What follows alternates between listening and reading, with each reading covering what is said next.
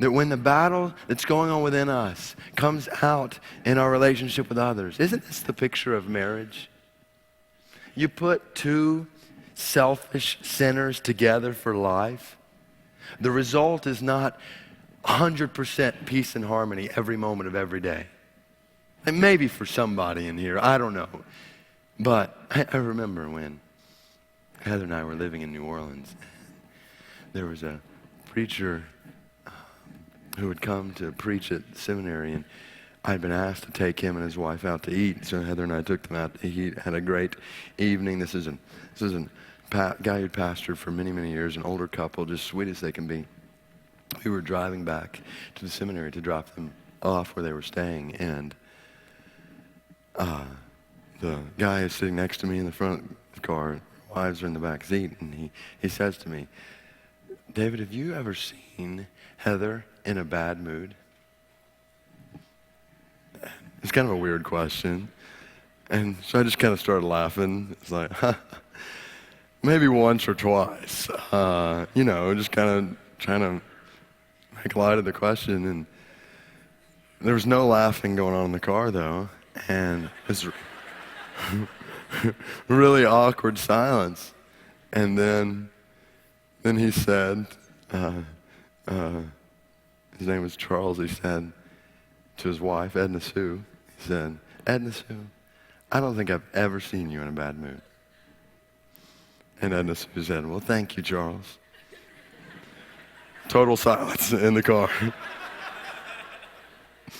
Till we dropped them off, and Heather climbs back into the car, and not so much silence anymore. It was more like, "Don't you ever say that I've had a bad mood before." And I'm like, does that include like this moment? Like, I mean, come on. My wife is the sweetest person I know in the world, but like, we all have flesh inside of us, don't we? That we war within us, and it affects our marriages, and it affects our relationships. It affects our relationships with each other in the community of faith, and ultimately affects our relationship with God. Friendship with the world comes from the sinful desires of the flesh, motivated by a longing for earthly pleasure. James says, you're not going to God. You don't have because you don't ask God, or if you go to God, you're asking for more stuff in this world. Blistering indictment of health and wealth kind of teaching. It says we go to God to get stuff and pleasure in this world. No. Oh, this is not godly wisdom. This is worldly wisdom that goes after earthly pleasure and friendship with the world and intimacy with the world. And the stinging indictment comes in verse 4. Every time he's addressed the readers in this letter, he said, brothers, my dear brothers, brothers, brothers, brothers. Verse 4, you adulterous people. And he brings in this stinging imagery from the Old Testament. That when we pursue our pleasure in the stuff of this world, in more things and better, bigger houses and cars and clothes, and in sexual immorality or impurity or whatever it may be, we are running around on the God of the universe, cheating on him, betraying the emotions that would be associated with adultery and marriage. We are adulterous people against God when we forsake him for the pleasures of this world. I don't want to cheat on God. Even more than I would not ever want to cheat in marriage. Like, this is the picture. We are a bride and we belong to a husband, and we have intimacy with him. We don't need the world. the stuff the world gives. God, help us to see with these kind of eyes. And that's what I love about verse 5. James says, in this verse, just to give you a heads up, really has baffled scholars. There's 3 different ways this verse could be translated, the wording here. One is the way it's written here in the NIV, or do you think that Scripture says without reason, Spirit He caused to live in us, envies intensely. You might have a little note in your Bible, like mine does, that takes you to the bottom. It says, here's a couple of alternates we just don't know. Or that God jealously longs for the Spirit that He has made to live in us. Or that the Spirit He caused to live in us longs jealously. And without going into all the nuances of how the language is, this or that, as I was studying this week, in the context here, my conclusion would fall more in line with the New American Standard and the English Standard Version instead of what NIV has here. The picture, it's the second one, it's the first in the footnote at the bottom of the NIV, that God jealously longs for the Spirit He made to live in us. Think about the context here. Adulterous people who are running around with the world, seeking pleasure there. And James says, don't you know that God jealously longs for the Spirit that's in you? It's the picture that He has used in His affection for His people throughout the Old Testament. Exodus 25, Exodus 34:14. God is a jealous God. What does that mean? It means that as a husband, I am jealous for the affections of my wife. I'm jealous for her love. And anyone or anything that attempts to steal her love and affection from me will be met with the greatest of opposition. Is that clear?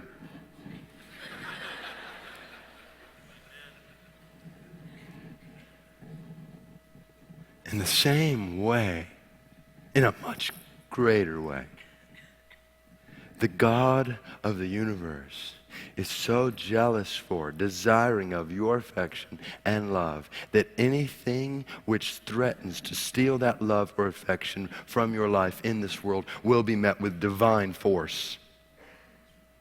And don't miss it. This is not some insecure jealousy that's afraid we're going to find something better in this world. This is an infinitely good jealousy because God knows that everything that is in Him is more satisfying than everything in the world put together. And He so desires your good, people of God. He so desires your satisfaction that He will call you, even give you tough commands to abandon possessions and things and pursuits in this world because He knows and He wants you to know that there is infinite pleasure to be found in Him. Forsake friendship with the world. Pursue friendship with God. Does not come from the sinful desires of the flesh. It comes from the gracious desire of God. Verse 6, He gives us more grace. I love that phrase. As if the grace He has given is not already enough. He gives us more. And you wake up tomorrow, you know what He's going to do? He's going to give you more. All week, every moment this week, He's going to give you more. And next week, more. Next month, more and more and more and more. He doesn't stop. He gives more grace. He gives grace to the humble. Oh, help us to see this. The God of the universe, who calls the stars by name, to whom mountains bow down and oceans obey. That God is jealous for your affections. Not the person beside you, in front of you, behind you. Think about it. Your affections right where you're sitting. He is jealous for your affections, and He is committed to pouring out His grace on you as you humble yourself before Him. Why would we not want to embrace intimacy with Him? Oh, people of God, look higher than this world. There is a higher plane to live on. Another way to live, and it's not for earthly pleasure. It's motivated by longing for eternal satisfaction. Eternal satisfaction, the kind of satisfaction that only God can give. And it results in submission to the authority of God. Submission to the authority of God. I know as we walk through tough text is a faith family. Texts that challenge us, the way we live and the way we think and the way we spend. I know there is a temptation to walk out of the room on a Sunday and just to be almost discouraged. I don't even know what to do. I don't even know where to begin. There's so much. And I want to encourage you. Whenever you begin to feel that, whenever you hear a command from God at all, start with submission. Submission to his authority and say, okay, I trust you. And I need your grace that you promised to give to make this a reality in me.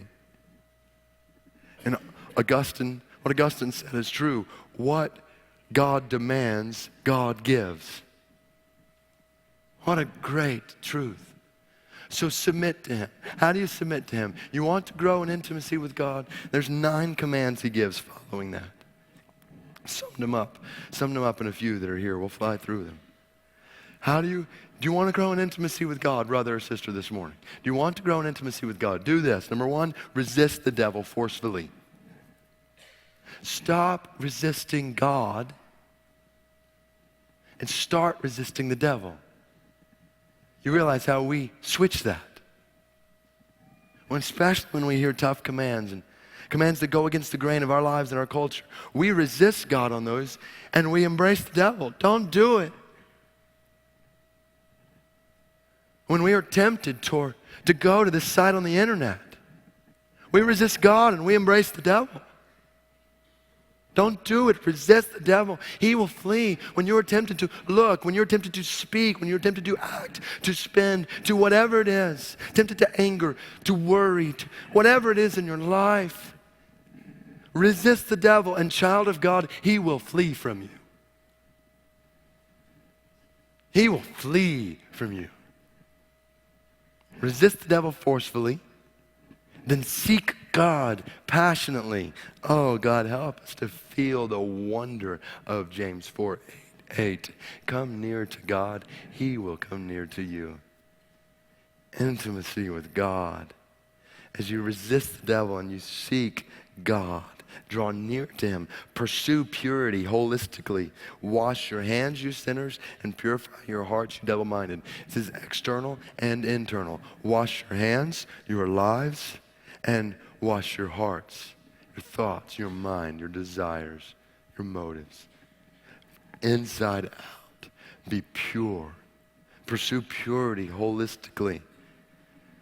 Be clean. Then treat sin seriously. Chapter 4, verse 9.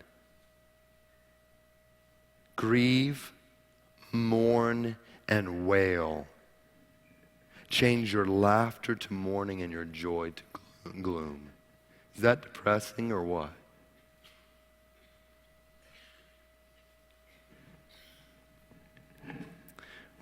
We have totally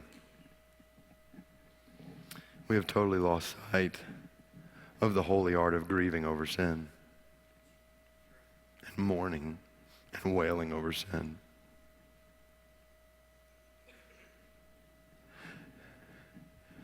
To be so overwhelmed by how we have indulged ourselves in the things of this world and run around in spiritual adultery on our God. When was the last time, brother or sister, when was the last time you grieved over sin? You mourned, wailed over that in your life was not submissive to God. Friendship with the world, we think it's no big deal. James says it's a huge deal. Treat sin seriously. Now, some would say, you live like that? What a depressing way to live. How is that good for yourself to be weeping and mourning and wailing? Where's self-esteem in that? And here's the beauty of what James is saying here. The beauty is, James chapter 4, verse 10, humble yourselves before the Lord and he will lift you up. When you humble yourselves before God, grieving and weeping and mourning and wailing over sin, then you do not have to lift yourself up. God himself will do it for you. God will lift you up. God will make you who you were created to be. You don't have to assert yourself. Humble yourself. He will lift you up. Resist the devil forcefully. Seek God passionately. Pursue purity holistically. Treat sin seriously. And trust God completely. He will give you grace and he will raise you up. Now, that picture leads finally to two pictures of speech. Really offer a bookend on what started back in James chapter 3, verse 1 through 12 that Derek took us through last week. So we won't spend a lot of time here. But two pictures of speech. Worldly speech that discourages one another. To slander is to speak against a brother, about a brother to someone else or sister in a way that does not build them up, in a way that is critical toward them. James says here, slandering one another kills community. Slander kills marriages. Slander kills families. Slander kills the church. This is the word that he uses. It's hatred. You kill and you covet. Don't speak like that. Proverbs chapter 6. There are 6 things the Lord hates, 7 that are detestable to him. Number 1, haughty eyes. Number 2, a lying tongue. Number 3, hands that shed innocent blood. Number 4, a heart that devises wicked schemes. Number 5, feet that are quick to rush into evil. Number 6, a false witness who pours out lies. And number 7, that which the Lord hates that are detestable to him, a man who stirs up dissension among brothers. God hates it. Don't stir up dissension with your brother or sister, with your wife or child. Now, this is not, obviously, there's a place that Scripture talks about having tough conversations and discipline and in love, though, not out of selfish ambition or evil, but in a God-centered humility that longs for the good of your brother or sister. There is a place for that which builds your brother or sister up. But anything otherwise, flee, resist the devil. It discourages one another and it dishonors God. You not only offend the law, love your neighbor as yourself, but you offend the giver of the lawgiver. Slander hurts your brother and dishonors God. So give yourself to godly speech that encourages one another and exalts God. So we step back, and here's the picture. This struck me this last week in this text. We as a faith family have quite a challenge before us, because the Bible is calling us to forsake the world in order to love the world. Does that sound weird to you? There's a thinking that is prevalent in our day that says the best way to love the world and to meet needs in the world is to become like the world. And James is saying the exact opposite. Live, brothers and sisters. Think differently. Have different desires and affections. Live differently. That it is clear your friendship is not with this world. You have some other friendship, and it is with God. That it might be said of us, oh God, that it might be said of us in this community of faith, or it is said of the heroes of faith in Hebrews 11. They were aliens and strangers in this world. I pray that it would be said of this community of faith, this church, those people don't belong here. They are out of place. It's like they're living for somewhere else. You go overseas, go to an Asian country. If I go into an Asian country, it's clear I'm out of place. I'm talking differently. I look differently. I'm thinking differently. I'm not liking the food. You can tell. Stranger, alien.